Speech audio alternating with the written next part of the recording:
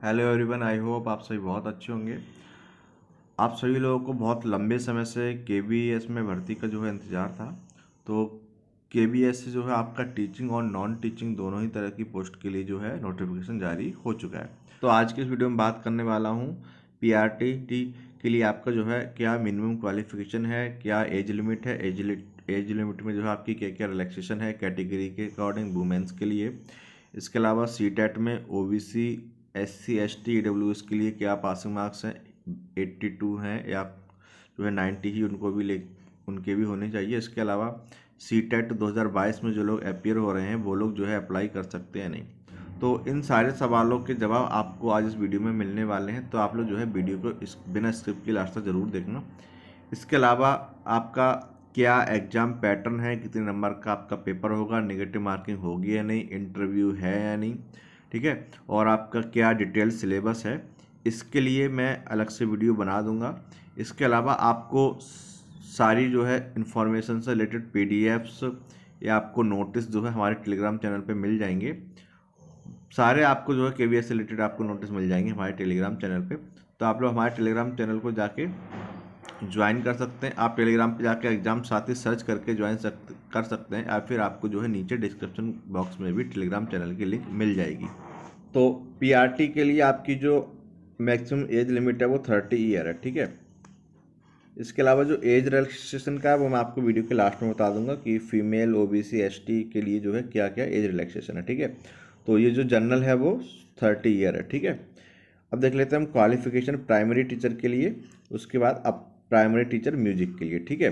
तो पहले primary teacher के लिए आपने जो है सीनियर सेकेंडरी आपने क्वालिफाई किया हो, मतलब आपने 12th किया हो और 12th में जो है आपके कम से कम 50% मार्क्स हो, ठीक है।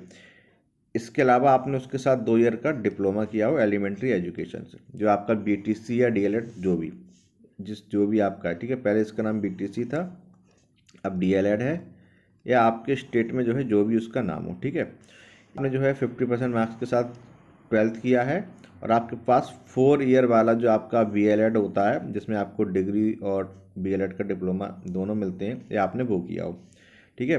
या फिर आपने वही 12th किया हो 50% मार्क्स के साथ और आपने 2 ईयर का डिप्लोमा किया हो स्पेशल एजुकेशन में, ठीक है। स्पेशल एजुकेशन में जिन्होंने 2 ईयर का डिप्लोमा किया वो भी एलिजिबल हैं। इसके अलावा आपने ग्रेजुएशन में आपके 50% मार्क्स हो कम से कम, और आपने जो है बीएड किया हो, ठीक है, बीएड आपने किया हो। तो इन सभी में तो जो है जो है वो आपके 12th में जो है 50% मार्क्स हो, ठीक है।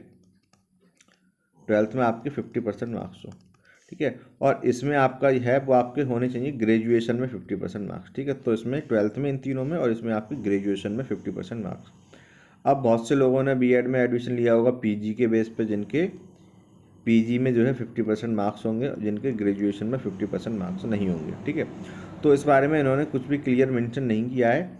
जहाँ तक मेरा मानना है, अगर आपने पीजी के बेस पे भी बीएड किया हुआ है तो जो है आप एलिजिबल हैं, ठीक है। बाकी इसमें क्लियर मेंशन नहीं है इस बारे में। इसके अलावा आपने जो है सेंट्रल टीचर्स एलिजिबिलिटी टेस्ट आपने पास किया हो सीटेट, ठीक है। सीटेट का आपने जो पेपर 1 होता है प्राइमरी वाला वो आपका पास होना ज़रूरी है, ठीक है। इसके अलावा आपको जो है इंग्लिश और हिंदी, ठीक है, इसका आपका जो है बेसिक नॉलेज होनी चाहिए, प्रोफिशिएंसी मतलब होनी चाहिए आपकी। और अगर आपके पास कंप्यूटर की नॉलेज है वर्किंग तो और अच्छी बात है, ठीक है। ये आपके डिजायरेबल है, ठीक है। और ये तो आपको होना ही चाहिए ये।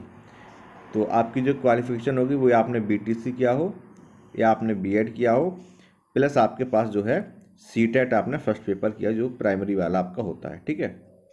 ये तो हो गया प्राइमरी टीचर के लिए। बाकी आप ओबीसी, एससी, एसटी के लिए जो है क्या है, और जिन्होंने सीटेट 2022 में अपियर होने वाले हैं उनका क्या है, उसके लिए मैं आपको लास्ट में विद प्रूफ दिखा दूंगा, ठीक है। तो पहले तो आप समझ लीजिए कि जो ओबीसी हैं और जो एससी और एसटी के हैं, ठीक है, उनके लिए जो पासिंग मार्क्स है वो 82 है, ठीक है, केबीएस में। तो वो किसी भी स्टेट से हो, अगर उन्होंने 82 मार्क्स उनके हैं सीटेट में या 82 से ज़्यादा हैं तो वो जो है एलिजिबल हैं। इसके अलावा आपके जो ईडब्ल्यूएस और जो जनरल है, ठीक है, उन दोनों के लिए जो पासिंग मार्क्स है वो 90 है। ये तो है ही है नॉर्मल, ठीक है। और बाकी फीमेल के लिए जो है अलग से कोई भी एज रिलैक्सेशन नहीं है, अपनी कैटेगरी के हिसाब से उनको है, जिस कैटेगरी में वो है उसी के हिसाब से उनके पास मार्क्स होंगे। फीमेल के लिए अलग से कुछ भी नहीं है, ठीक है। इसका प्रूफ मैं आपको लास्ट में दिखा दूंगा। तो ये तो हो गया पूरा प्राइमरी टीचर। अब प्राइमरी टीचर म्यूजिक की बात कर लेते हैं। तो इसमें जो है आपने सीनियर सेकेंडरी सर्टिफिकेट, मतलब आपने 50% मार्क्स के साथ जो है 12th किया हो। इसके अलावा, ठीक है, वो इंटरमीडिएट या सीनियर सेकेंडरी एक ही बात है, ठीक है।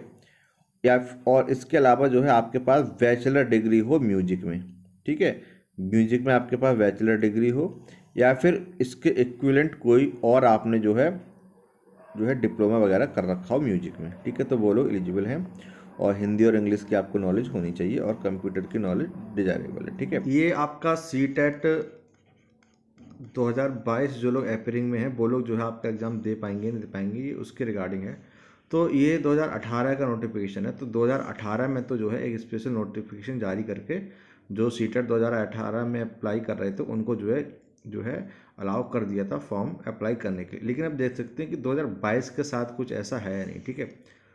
तो ये देखिए, ये आपका 2022 के नोटिफिकेशन का ही एक पार्ट है। तो इस नोटिफिकेशन में उन्होंने क्या किया है कि स्पेशली मेंशन कर रखा है कि in case of candidate applying for the post PRT, जो लोग पीआरटी की पोस्ट के लिए अप्लाई कर रहे हैं उनके पास जो है सीटेट का वैलिड सर्टिफिकेट होना चाहिए। और वो जो आपका सर्टिफिकेट है ऑन और before the last date of application, ठीक है, या तो आपका जो है जो आपके रजिस्ट्रेशन की लास्ट डेट है उस डेट का हो या उससे पहले का हो, मतलब आपका 26/12 से पहले का हो या 26/12 का हो, ठीक है, 26/12/2022। इसके बाद का जो है नहीं चलेगा। इसका मतलब हो गया कि अभी तो आपका सीटेट के एग्ज़ाम हुए भी नहीं है, रिजल्ट की तो बात ही बहुत दूर है।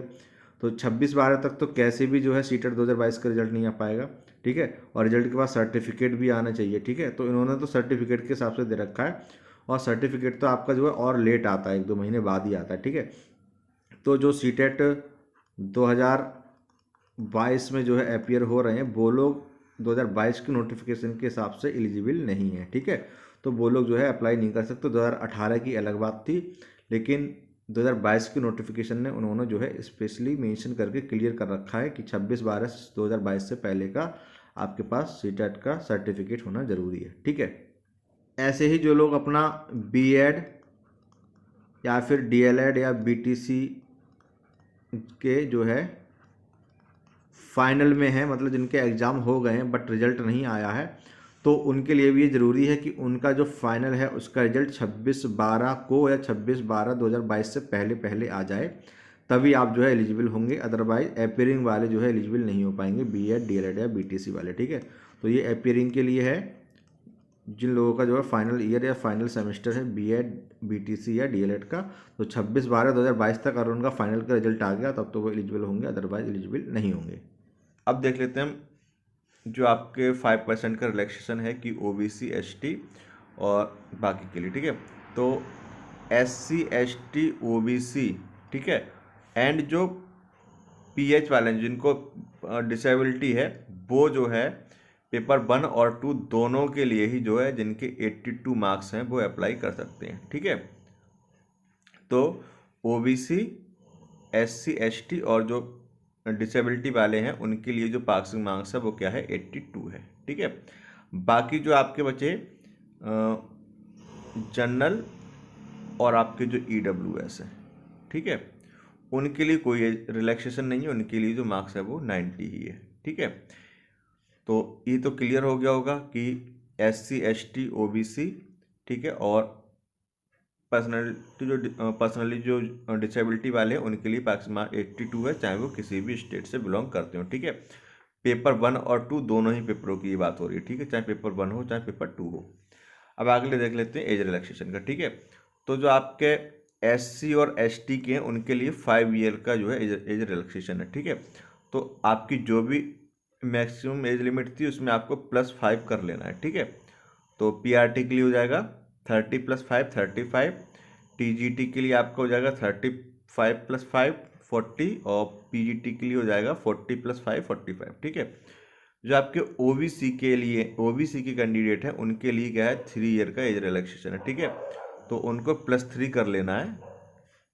आपकी जो वुमन है ऑल कैटेगरी, ठीक है, केवल प्रिंसिपल और वाइस प्रिंसिपल की पोस्ट को छोड़ के, ठीक है, तो आपकी जो वुमन है ऑल कैटेगरी उनके लिए तो बहुत ही ज़्यादा एज रिलैक्सेशन है, 10 ईयर का एज रिलैक्सेशन है। ठीक है, तो आप किसी भी कैटेगरी की वुमेन हो, चाहे आप ईडब्ल्यूएस हो, चाहे आप जनरल हो, चाहे आप एससी एसटी, आप किसी भी कैटेगरी की वुमेन है तो आपके लिए जो है वो डायरेक्ट 10 ईयर का जो है एज रिलैक्सेशन है। ठीक है, तो आपको क्या करना है, जो भी अपर एज लिमिट है उसमें आपको +10 कर देना। ठीक है, तो पीआरटी के लिए हो जाएगी 40 +10 करके, और टीजीटी के लिए हो जाएगी 45, और पीजीटी के लिए हो जाएगी 50 ईयर फीमेल के लिए। ठीक है, तो फीमेल के लिए बहुत एज रिलैक्सेशन है। ठीक है, और बाकी जो केवीएस एम्प्लॉय हैं उनके लिए कोई भी जो है एज रिलैक्सेशन का बार नहीं है। ठीक है, बाकी जो सेंट्रल सर्विस के हैं उनके लिए अलग अलग है।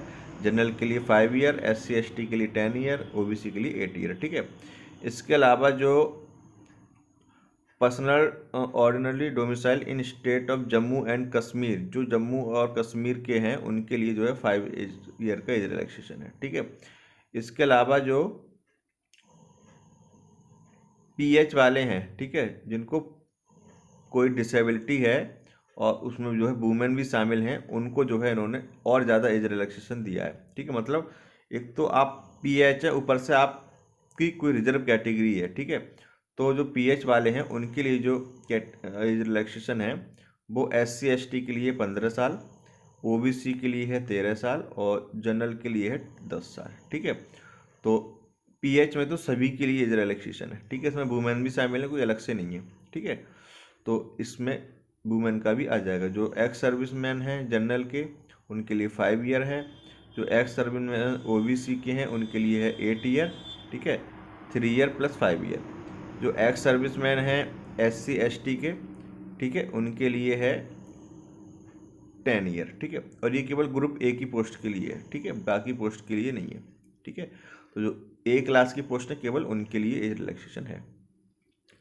तो आई होप आपके जो भी डाउट्स थे क्वालिफिकेशन और सीटेट मार्क्स को लेकर के, एज रिलैक्सेशन को लेकर के, वो सारे क्लियर हो गए होंगे। इसके अलावा फिर भी अगर आपको कोई डाउट है तो आप हमसे नीचे कमेंट बॉक्स में पूछ सकते हैं। अगर आप पहली बार आए हैं तो आप हमारे चैनल को सब्सक्राइब करके ज़रूर जाना।